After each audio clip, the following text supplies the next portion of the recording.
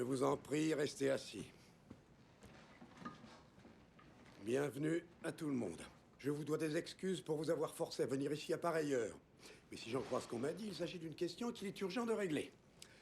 Si urgent de fait qu'on aurait dû se la poser il y a plusieurs semaines. Mais ce qui est fait est fait. Donc, est-ce que quelqu'un pourra m'expliquer ce qui se passe ici? Monsieur Told, comme je vous l'ai dit tout à l'heure, si vous comparez le chiffre qui est en haut de la page 13... Jared, il est un peu tôt pour ces détails techniques. Parlez-moi de manière cohérente. D'accord. D'ailleurs, j'aimerais parler avec celui qui a constitué ce dossier, Monsieur Sullivan, c'est ça? Est-il cohérent? Pardon? J'aimerais parler à l'analyste qui semble être tombé là-dessus par hasard. Bien sûr. Il s'agit de Peter Sullivan, qui est là. Ah, Monsieur Sullivan, vous êtes là. Bonjour. Vous pouvez peut-être me dire ce qui se passe ici, et s'il vous plaît, parlez-moi comme vous le feriez à un jeune enfant. Ou à un labrador. Ce n'est pas mon cerveau qui m'a valu ce poste, croyez-moi. Eh bien, monsieur, comme vous le savez sûrement ou pas, je travaille ici pour monsieur Rogers comme associé au service estimation et contrôle des risques des MBS. S'il vous plaît, détendez-vous, levez-vous, parlez à voix haute. Quelle est la nature du problème? Bien, alors... Eh bien, comme vous le savez sûrement, au cours des 36 à 40 derniers mois, l'entreprise a commencé à regrouper de nouveaux produits MBS qui combinent plusieurs tranches de notation financière en un seul titre négociable. Ce qui s'est révélé extrêmement rentable, comme je pense vous l'avez remarqué. En effet. Eh bien, la compagnie vend une quantité considérable de ces produits tous les jours. Le problème, qui est, je suppose, la raison de notre présence ici ce soir, c'est qu'il nous faut, à nous, pratiquement un mois pour écouler ces produits correctement, ce qui cause un souci du point de vue du contrôle des risques. Et, Monsieur Sullivan, le souci est donc? Le fait de garder ces actifs dans nos livres plus longtemps que nous le souhaiterions. Oui. Mais le facteur clé, c'est qu'il s'agit essentiellement d'hypothèques, ce qui nous a permis de pousser l'effet de levier considérablement plus loin que ce qu'on serait en droit de faire en toute autre circonstance, et de ce fait, d'augmenter le niveau de risque sans donner l'alerte.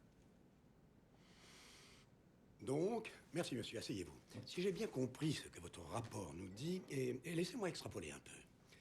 Si j'ai bien compris, il dit, en prenant en considération le, disons, le chemin plus que chaotique de cette dernière semaine, que les chiffres que tous ces brillants collaborateurs placés en amont de vous nous ont fournis n'ont plus beaucoup de sens, vu ce qui se passe aujourd'hui.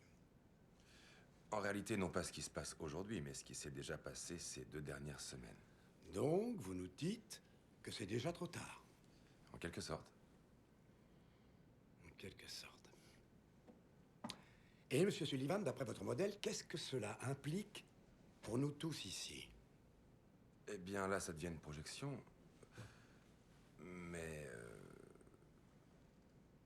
C'est à moi que vous parlez, Monsieur Sullivan. Eh bien, monsieur, si ces actifs diminuent ne serait-ce que de 25% et restent dans nos livres, la perte sera plus importante que la valeur boursière actuelle de la totalité de la compagnie.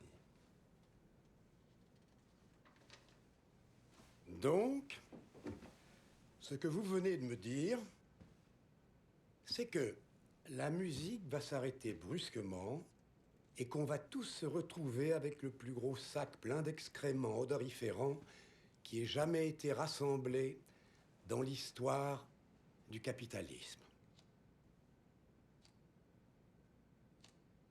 Monsieur, je ne suis pas sûr que j'aurais choisi ces termes, mais laissez-moi clarifier.